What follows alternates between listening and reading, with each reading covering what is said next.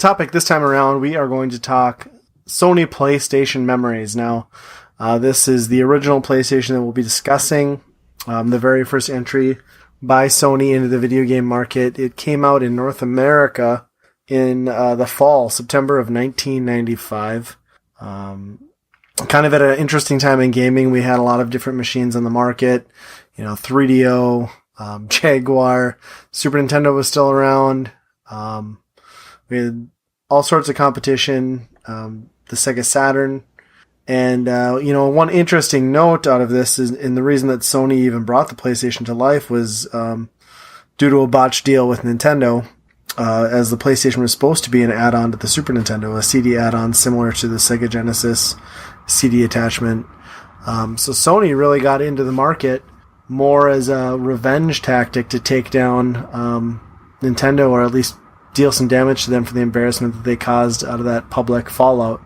But this is a system that I think all of us on the podcast have some pretty fond memories of, and it kind of came out and revolutionized the industry in a lot of ways, at a time when we were at the right age to just really latch hold on that.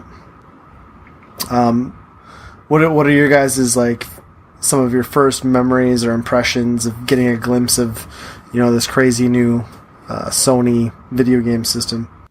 I guess mainly for me, I remember I was in the store.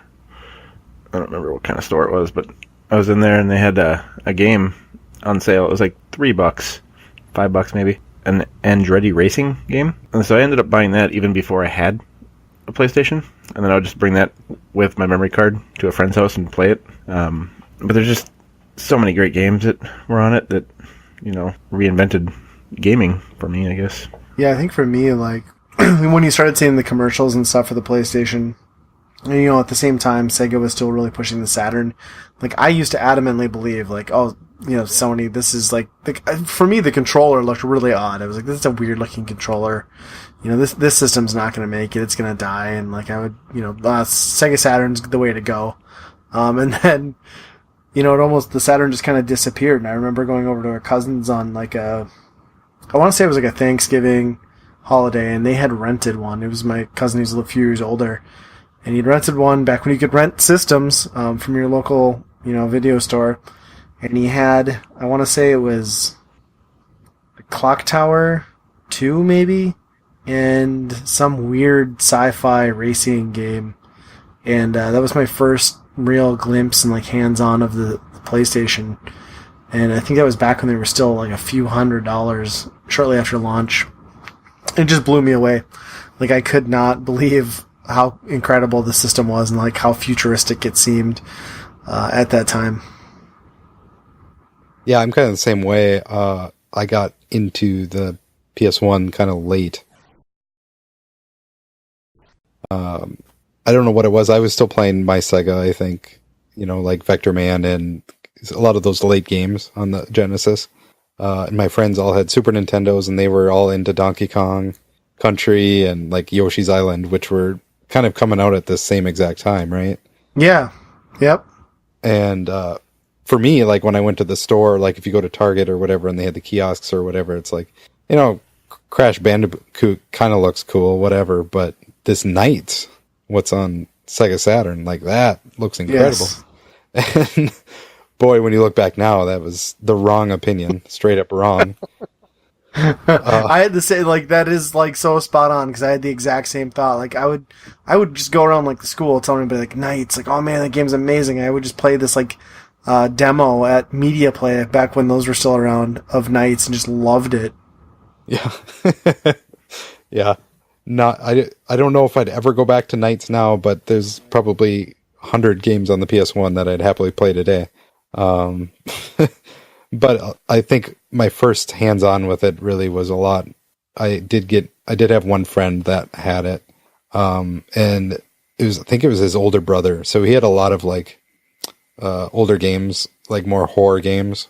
I remember seeing Resident Evil for the first time and kind of scared by it, because that's when you're not a PC gamer or anything like that. There really wasn't that much of a horror game in console gaming until then,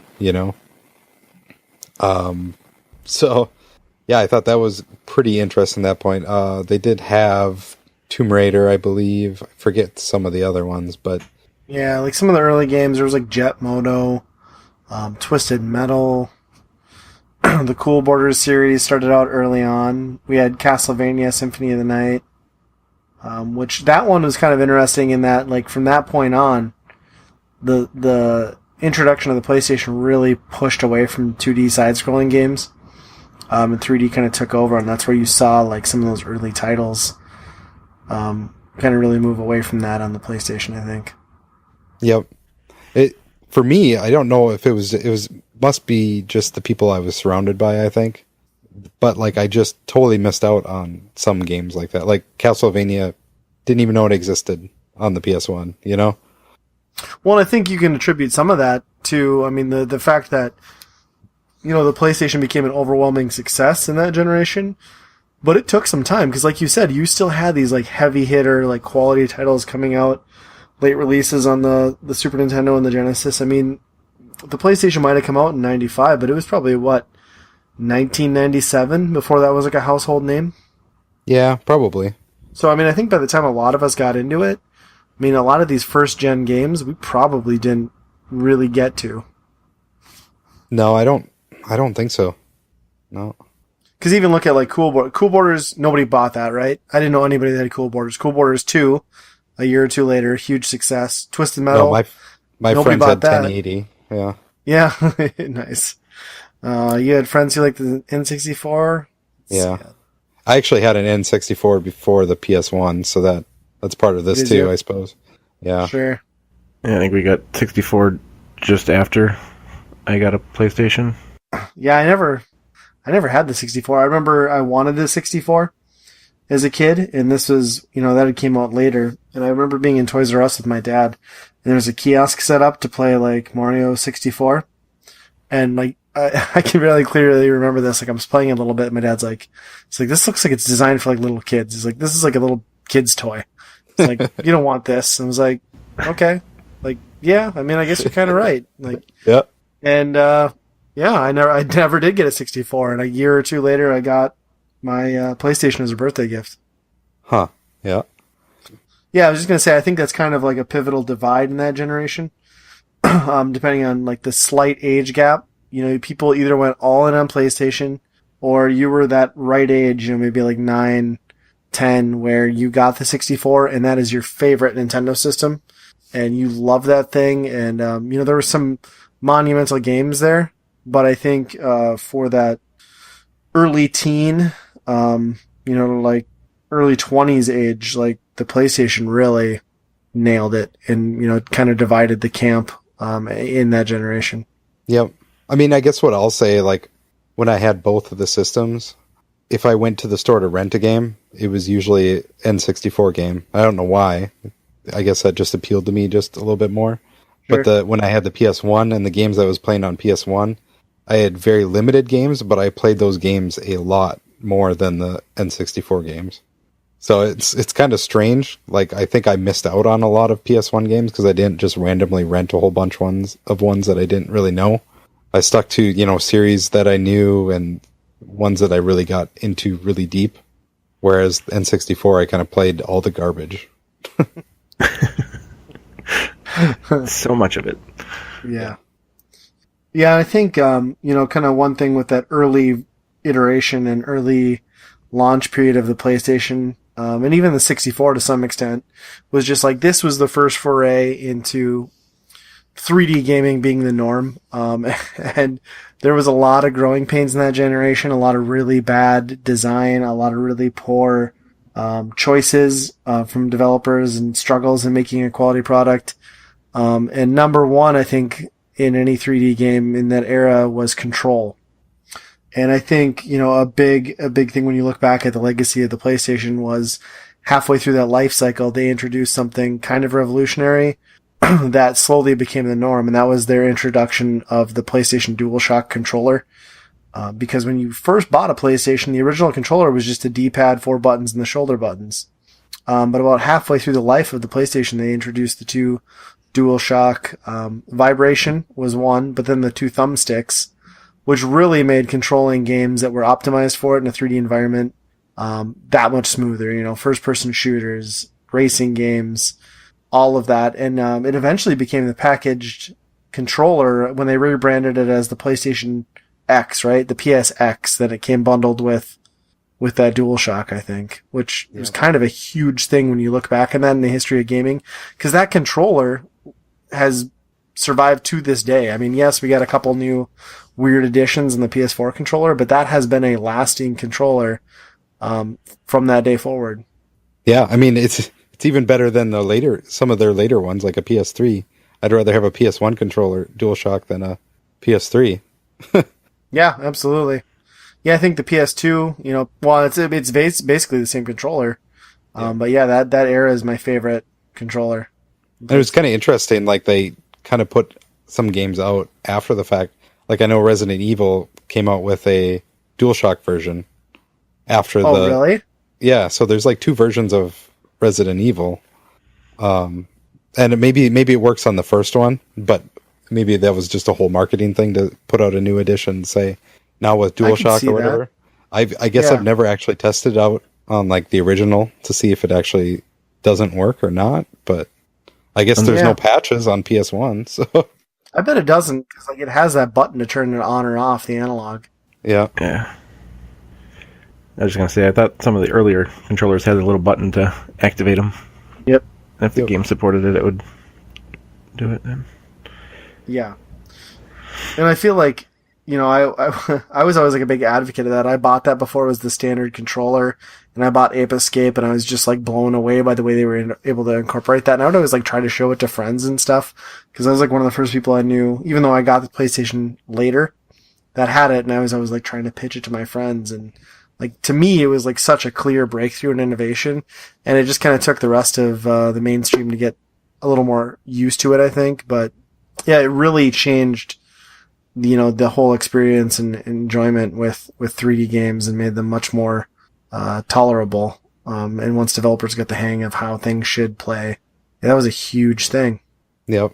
So like an Ape Escape, isn't it like you move the stick to the direction of wherever you want to swing the net? Yeah. Well, and then that whole game is kind of centered around like gimmicks on like how to use the dual stick or DualShock in different scenarios. So yeah, I mean it was basically like a tech demo of but a solid game around it nonetheless.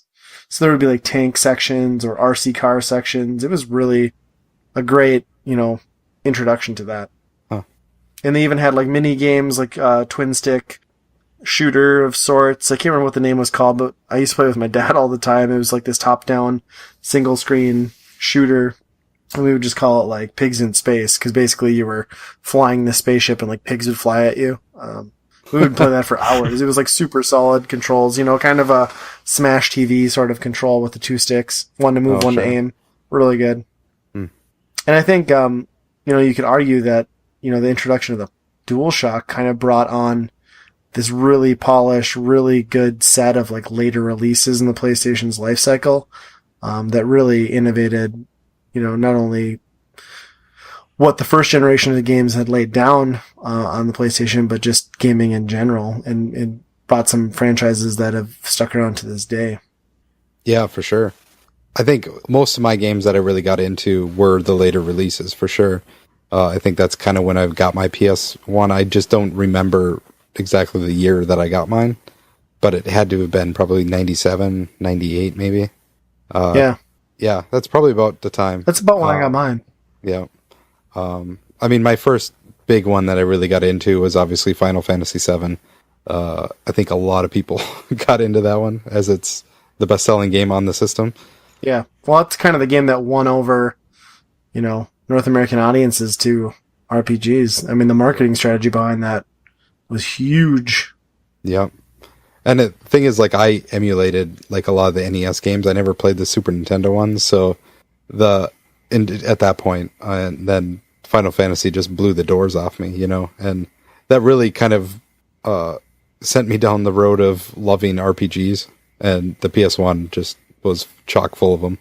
Yeah. A lot of good RPGs on that system. It just kind of brings me back to the days of where I used to be able to spend a ton of time in those games, even if they weren't bad. or I mean, even if they weren't that great, and I'm talking about Digimon World specifically.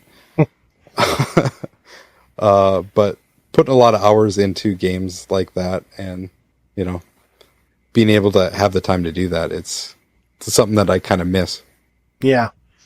Well, I think like that later lineup of games for the PlayStation, like if you look at the first lineup, the early games like the Crash, the Twisted Metal, the Jet Moto, I think it's kind of important to note too, like at that time, like this was the first time like a home console really was almost better than what you could get in the arcade. So they were like these quick arcadey feeling games, not like a ton of depth, but they were still kind of amazing. In this later lineup of games towards the end of the PlayStation's life cycle, or once it was more established, were just kind of groundbreaking adventures, like Final Fantasy VII. And for me, the one that I'll always love and, pulled me in and kept me being a gamer to this day was the original Metal Gear Solid. I was kind of at that age where I was in my mid-teens, and I just didn't game that much anymore. It was still kind of in that era where that was still viewed as like a kid's toy, gaming for the most part. The PlayStation did a huge, huge thing to, the mainstream market to change that, but that game, Metal Gear Solid, completely changed what I thought a game could be. The controls were great, in large part to that DualShock controller. The story was bonkers, but just so adult-driven, and had this amazing narrative and dark storyline and interesting characters. And that was the game that made me realize that games aren't just novelties. Like, they have depth. They're just as engaging and engrossing as a great book or, an epic movie. So that game alone just floored me. Yeah, I'm on the same page there. Like, that game is the one that reinvented gaming for me. Between that one and, Gran Turismo series basically carried me into the next systems. Yeah. Well, in Gran Turismo, that was almost a PC killer game at the time. It looked so incredible on home hardware that wasn't PC based.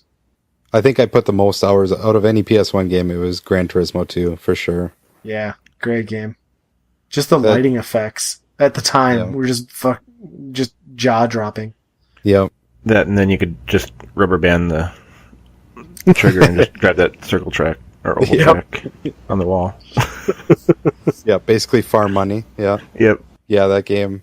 I mean, that drew me into a frenzy, and I think that game made me a PlayStation fan for life, because that's why I bought a PS2. Was Gran Turismo 3 was right there, Yeah. I wanted that game specifically. So I think that's the one that really nailed home, okay, PlayStation is where it's at, because Nintendo and wasn't going to put out a game like that, Right. Well, PlayStation was such a great home for amazing racers. I mean, that's why I don't really play many racing games to this day, is because I just burnt myself out on the original PlayStation. I mean, you had the Need for Speed series, Hot Pursuit was amazing. You had R-Type, you had R-Type 4, you had the Gran Turismos. I mean, there was just endless numbers of fantastic racing games. Sledstorm, I'd even throw in that. Sledstorm was good. Yeah, it just adapted so well to that hardware, and it was so great. I bought Sledstorm kind of late, but it still played really well. Sledstorm also triggers the onslaught of Dragula being in every licensed soundtrack in every game for the next 3 years following that. To that point, just a little bit off topic, I did hear a Rob Zombie song in a Disney trailer the other day. So, From what movie? I think it was Planes or something like that. Oh my gosh. That's kind of amazing. Yeah. Does anyone have any last closing thoughts? Did you guys ever have or know anyone that had the small PS1? Yeah. The white one? Yep. I bought one as a gift for somebody. I think it was my girlfriend's sister. Because they were $50? I mean, this was well after the PlayStation 2 was out, right? It might have got down there. I remember when it came out, it was $99, which was incredible or something. Yeah, that sounds right. Yeah, a friend of mine had it, and he actually ended up, I think he gave it to me. I should have it somewhere here. You want to sell it? How much? $10? No, I'll keep it. I'll spoon you at MGC. Deal. All right. Now, how much? What would you give if you had the screen that goes with it too? Oh yeah, spoon and a reach around probably. Yeah, Yeah, that was kind of the big thing, wasn't it? It was like it had the screen attachment. It was really low price point, and then you could throw that thing into your car with an AC adapter and yeah, gaming on the go. yeah. I mean, who needs a Switch? Yeah, that's right. I'm gonna dig out one of these and I'll be good. Yep, take it wherever you go. I forgot they had a screen too attachment. Yeah, Well, that was kind I of do not another have- thing too. Like that really triggered like the first successful revision of a hardware. I mean, because a lot of people did buy that version, and then from then on out, that kind of became a staple in all generations going forward, except for Yep. Nintendo. I mean, not that Nintendo did it with the original PlayStation or with the original NES and the Super Nintendo, but they were much smaller scale and further along in the life cycle. Which system had Legends of Dragoon? That was PlayStation. Great game. It was, yeah. It's the only RPG I've really ever played a ton, and I loved that game. All they had to do was add that button mechanic. You time your attack. Like, that was enough for, like, I feel like I'm playing a game. I'll do it. really. Yep. It's that simple. Like, give me a button, I'm happy. Okay. Well, I have some suggestions for you after the show, then. Okay, sounds good. Yeah, I was not a fan of Legend of Dragoon, but Yeah, that's the only RPG I've ever owned. sure. I mean, I think that was. I mean, I think a lot of people did because that was like a Sony one. I think. Yeah. I mean, they had a big hype train behind that. Yeah. It was 4 discs too, wasn't it? Yeah, I think so. 4 or 3 at least. Yeah. Yeah, and that was another thing. Like, I loved that era where people were like, the marketing, like, oh, this is how many discs it is. Because, you know, I think Final Fantasy kind of kicked that off because it was like right off the bat, like 7 had 3 and the others had 4. Yeah. So I think like a lot of companies looked at that and be like, oh, well, we need a fatter case and maybe that'll sell us more. Because there was a lot of games that came in that fat case, 1 disc. Right. Well, the first Gran Turismo is a great Right, example yep. of that. Yeah. Yep. Yeah. No, it's very true. Some dumb marketing gimmicks there, for sure. More case equals more value. Yeah. Yeah. I don't know. Overall, I think like a lot of third-party video game companies, this was like their peak time, you know? You talk about Square, you talk about Konami. I think a lot of Konami's good stuff was on PS1 as well. And it never really reached that after PS1 because I think PS2 was just kind of like more of the same but a little bit nicer looking, right? You know?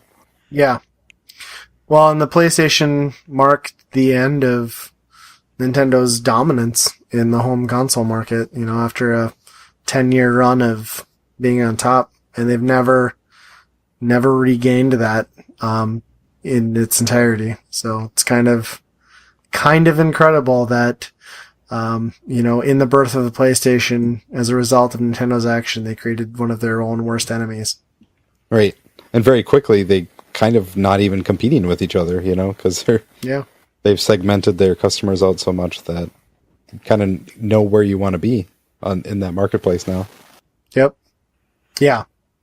Yeah, great system. I think we all have, you know, seminal memories in our gaming lives, you know, around the PlayStation. And I'm sure this is a topic that we'll be able to come back to in future episodes, but it's kind of cool just to look back and like remember, you know, when you saw that gray box for the first time and, you know, some of those early impressions. It's great trip down memory lane.